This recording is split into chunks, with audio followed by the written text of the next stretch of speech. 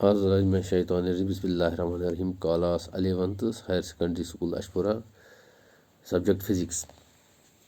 आज हम नया चैप्टर शुरू करने जा रहे हैं, वो है काइनेमेटिक्स। काइनेमेटिक्स मतलब kina means motion and matics means math और मेजरमेंट। जैसे हम मेजरमेंट करते हैं इसमें मोशन में डिस्टेंस को मेजर करते हैं, डिस्प्लेसमेंट को मेजर करते हैं, स्पीड, वेलोसिटी।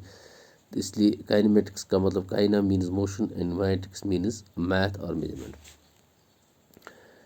तो इसका आज का जो हमारा टॉपिक है वो है मोशन इन वन डायमेंशन।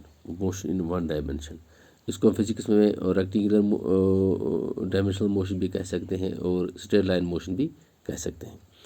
तो ये जो है मोशन जो है वो 2 डायमेंशनल भी होती है। जैसे ये सर्कुलर मोशन है, सर्कुलर मोशन एक्स की डायरेक्शन में भी है और वाई डायरेक्शन में भी है। ये प्रोजेक्टाइल मोशन जो है वाई की डायरेक्शन में भी है और एक्स की डायरेक्शन में भी है। 3D मोशन जो है वो है, केमिस्ट्री में आप ज़्यादा इसको समझ सकते हैं। गैसेस जो है वो अक्सर 3D मोशन में होती हैं, एक्स डायरेक्शन में भी होती है, वाई डायरेक्शन और जेड डायरेक्शन में होती है।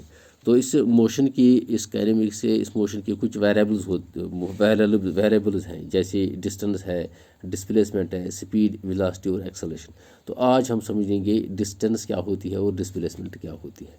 तो डिस्टेंस और डिस्प्लेसमेंट में एक फ़र्क है, वो है डिस्टेंस जो है, डिस्टेंस और डिस्प्लेसमेंट और डिस्टेंस के दरमियान जो फ़र्क है वह है, डिस्टेंस जो है वह स्केलर यानी कि इसकी डायरेक्शन नहीं है, और डिस्प्लेसमेंट जो है वो है वेक्टर, उसकी डायरेक्शन है।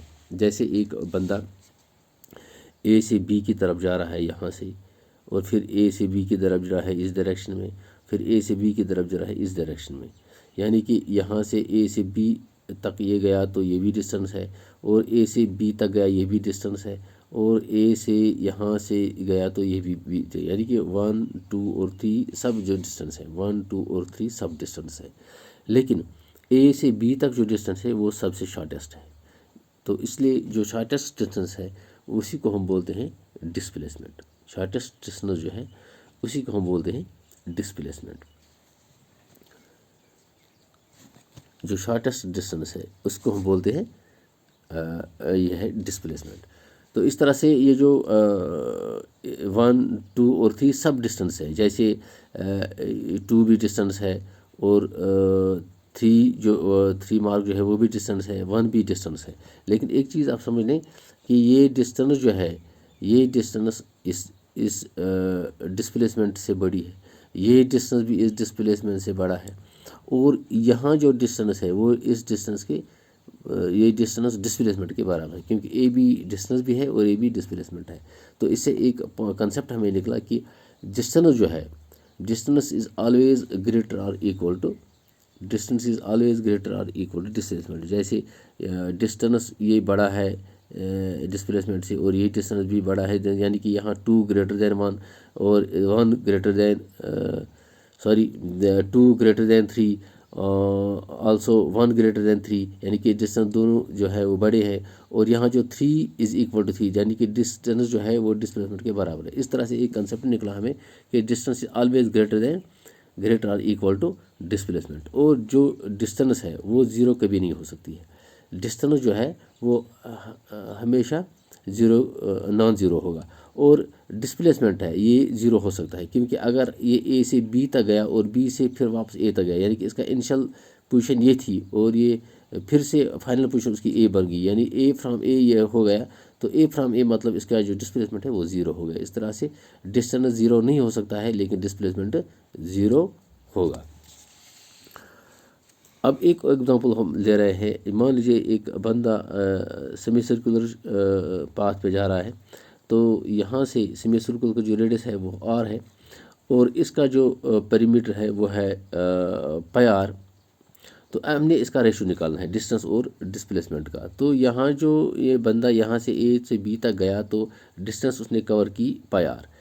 तो डिस्प्लेसमेंट कितना हुआ, डिस्प्लेसमेंट हुआ, अगर इसका रेडियस आर है तो ये दूसरा रेडियस यहाँ से भी आर है तो 2r है, तो आर और कैंसिल हो गया, पाई/2 इसका रेशो निकल गया।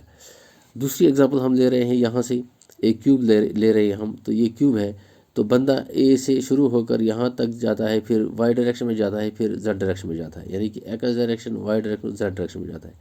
तो इसका डिस्प्लेसमेंट क्या है? तो इसका डिस्प्लेसमेंट है ए से बी तक जो है वो है इसका डायगनल।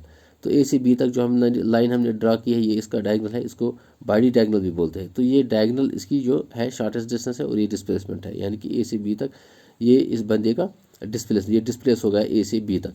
तो ये डायगनल बाडी डायगनल हमेशा बराबर होता है √3 इंटू साइड। तो साइड इसका ए है क्योंकि ये क्यूब है, इसका हर साइड ए सेम होगा। तो डायगनल इसका 3 है, इसका मतलब डिस्प्लेसमेंट इसका बन गया √3a।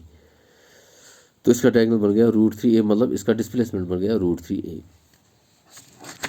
बच्चों अब और एक एग्जांपल हम दे रहे हैं, जैसे हम कोई बंदा सर्कुलर मोशन में जा रहा है। तो मान लीजिए ये ए से बी तक पहुंच गया, तो ए से बी तक ये पहुंच गया, तो इसका हमने निकालना है इसका डिस्प्लेसमेंट कितना है। तो यहाँ इस सर्कल का मान लीजिए इसका रेडियस r है, तो ये r है इसका रेडियस और ये भी इसका r रेडियस है सेंटर से। तो ये 90 डिग्री एल्म बन गया, ये तो हाइपोटेन्यूज बन गया। तो हाइपोटेन्यूज बराबर है this base square plus perpendicular square का रूट। तो इस तरह से इसका जो डिस्प्लेसमेंट बन गया वो है √r² प्लस r², वो हो गया √2r²। तो 2 का रूट रहेगा और r का स्क्वायर और रूट कैंसिल होगा, that's mean displacement is equal to 2/r। यानी कि इसने 1/4 ऑफ सर्कल जो है वो तय किया है ए से बी तक। तो इसका हमने डिस्प्लेसमेंट निकाला वो है √2r। अब मान लीजिए यहाँ 90 डिग्री एंगल नहीं होगा, तो इस सूरत में ये जो सर्कुलर मोशन में जा रहा है ये पॉइंट ए यहाँ से पॉइंट ए से यहाँ बी तक पहुँच गया, तो ये इसका डिस्प्लेसमेंट बन गया। तो यहाँ जो एंगल बन गया वो है 120 डिग्री। तो रेडियस इसका r है इस सर्कल का। तो इसका हम कैसे निकालेंगे डिस्प्लेसमेंट? तो इसके लिए एक फार्मूला है जो है डिस्प्लेसमेंट निकालने के लिए, वो है 2r sin θ/2। चूँकि थीटा यहाँ 120 डिग्री है, तो 120 degree divide by 2 means sin 60 degree. तो 2 और sin 60 मतलब √3/2, 2 और 2 कैंसल, तो यहाँ इसका जो डिस्प्लेसमेंट हो गया वो है r√3। इसका मतलब है इसका जो डिस्प्लेसमेंट यहाँ निकला वो है r√3। तो बच्चों इस तरह से आपने सीख लिया कि डिस्टेंस और डिस्प्लेसमेंट में क्या फ़र्क है, तो डिस्टेंस क्या है और डिस्प्लेसमेंट क्या है। Thanks students.